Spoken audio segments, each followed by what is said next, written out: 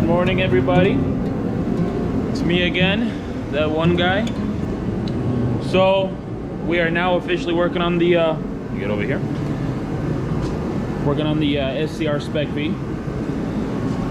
We're gonna take a break from this guy for a second. Pretty excited about the next stuff that we're about to do here, but we're gonna take a break from that for a second. So this is gonna be the budget autocross Sentra. Right now we are pulling off the engine because we have to get to the power steering rack that's over there. There's really two ways of doing this. You got to drop the cross member down, and then drop the cross member down or pull the damn engine out. But cross member bolts are, get some good lighting in here. There we go. Cross member bolts are very old and rusty, and I don't want to take a chance of breaking them, and then it's like now we have another can of worms they have to deal with. But I'll show you how bad it is as far as the leaking goes. It's been leaking for a while. It's been leaking over the entire winter. I just haven't had a chance to change it out because it's winter. So that's what we're going to do. We're going to be doing the rack, and then while we're doing the rack, you know, we're gonna install some budget ass race lands. Yes, I know they're not like BCs, the Neon Heads BCs, I get it, they're not the greatest, but give me a break, just hang tight. So while we're doing the BCs, or I wish, while we're doing this, the sport lines, what the hell am I talking about? Is that what it is, sport lanes? No, race lanes. I had sport lines in my old Cavalier. We are also doing a lot of the Sentras Sentra Spec Vs came with Brembos, and that's what I have. Freshly powder coated Brembos. My light over here. So I'm just about ready to pull the engine off. I don't want to bore you with that stuff. It's just whatever. But so good thing about doing this, I always find, this is horrible lighting. I always find just like little things that I know that could be fixed that I can fix now while I'm here. It's the old, I'm already here. What else can we do? The front driver control arm, the ball joint is bad, so I want to replace that as well. But I noticed that, and just in general, just a bunch of stuff that I want to do. I'll show you. This ball joint's bad here. But there's some rust and stuff that I can just kind of clean up, square away, and then once I clean it up and take care of that, I'm gonna just undercoat all this stuff. But that's the brake lines. We're gonna put the hard brake lines in there, and then that guy right there, that SOB, that jive ass turkey right there is the reason we're doing all that. So if you own a Sentra, I feel sorry for you. They're a pain in the ass. Like I said, I want to repeat about what we're putting on the car. Putting the stop tech, you know, stainless brake lines. We're doing Val had these already been resealed already with everything else, been like rebuilt, and then he had these powder coated like a year ago, but he's gonna go a different route, so he sold this to me. And we're using G-Lock R12s in the front. So I have preached about G-Lock pads. I personally think that G-Lock pads are better than Hawk. The Neon runs G-Lock 12s, R12s in the front, R10s in the back. People think it's too aggressive, but I promise you, like, it will stop in a dime. Like, it is money. Like, that setup is better than Hawk pads. Good stuff, good quality stuff. The place I got them from was RCA Garage. It's, you know, really cool guys there. Adam and Andre, they're in like the Chicago-based area, Schaumburg area, so check them out. They can hook you guys up. So yeah, G-Lock pads. And then as for like I said, go on the rcagarage.com, and then as for the G-Lock pads, and then they'll hook you up, man. Good stuff, really good quality. I cannot speak higher? I can't speak, you know what I'm gonna say. I can't speak better about these brake pads. So, ready. Good morning, everybody. So, it's another weekend. Obviously, I chop my weekends up. I'm busy. Had a job, all that good stuff. So, it's like glare. It's all crazy. Engine's out. Just did that this morning. I didn't want to bore you with that video, but you can see how it's all greasy. Yeah, I made a mess. It happens. Sue me. Yeah, it's there. There's a boy right here, sitting there relaxing, chilling, having a good time. So what we're gonna do is degrease the engine bay really good before we get started with anything. I'm gonna try out this Zeb stuff. I got this at Farm and Fleet. So guess anybody knows I love me some Farm and Fleet. We're gonna start spraying this stuff down, and then gotta get it. Man, this light sucks in this part. Okay, here we go.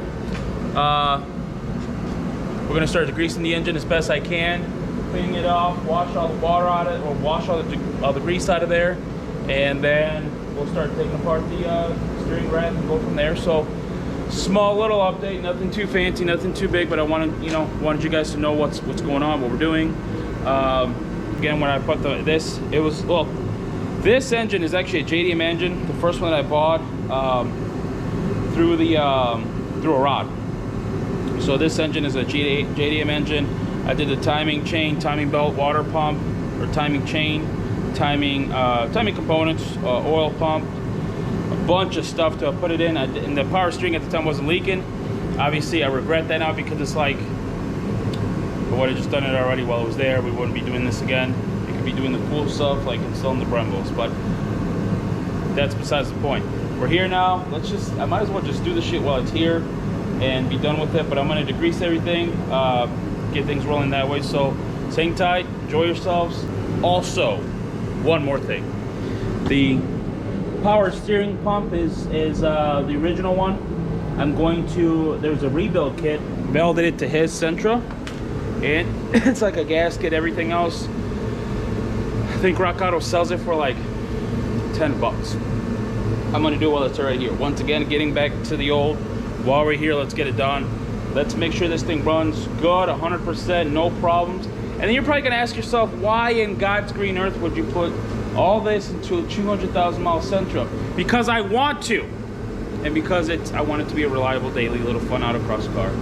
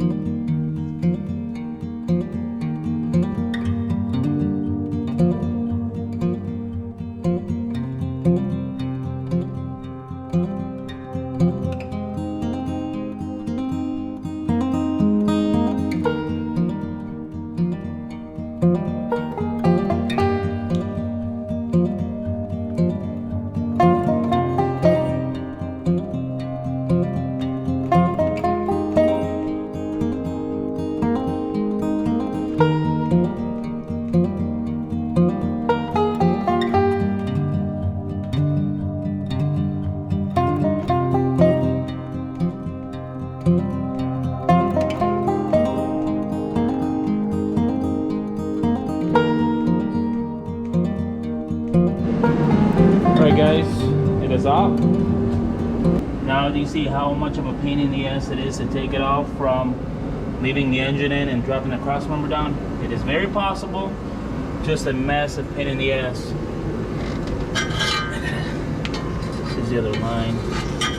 We have to take off. I got new lines. Take it from there and we'll reuse that thing. Here's the old bastard. So obviously we're going to clean all these bracketry off, bolts off, and we're going to reuse them. But before we do anything, I'm going to clean up this mess, clean that mess, and go from there. Now that the rack is off, I got a chance to clean everything up, paint everything pretty good. Little overspray of the undercoating, I'll show you that in a minute. Everything's cleaned up, painted with like Rust-Oleum kind of a thing. It's like a Rust-Oleum that helps with, if it's like rust, it helps kind of stop it from coming out. So this is just my, you know, putting everything together to make sure it stays as nice as possible. So racks inside the new racks. Racks on racks on racks. Okay, just want to throw that in there. Remember, I gotta put this guy back in. Put that inside there. Put the bolt through there. Torque down all the bolts. And then for the most part, I had to transfer over a couple of fittings from the old one to the new one. And then it's in place. So I'll show you that as soon as I'm done putting it all together.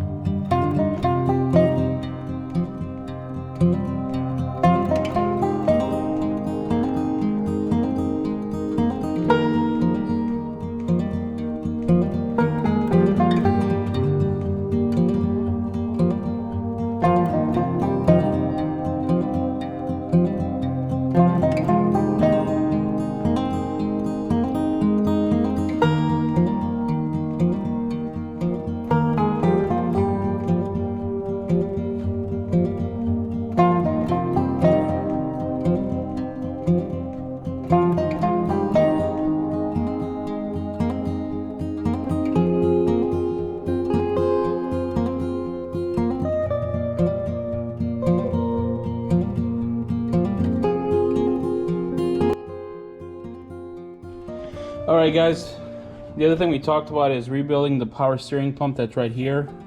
It's seen better days. It's probably well, it is a 200,000 mile pump. At least I think it is, because I bought the car used. So I got this from Rock Auto. Here's the part number on it, so you guys can use it to your advantage. It's basically a power steering rebuild kit. All comes right here, all the fixins. So we're gonna open it up and then we're gonna start rebuilding that bad boy.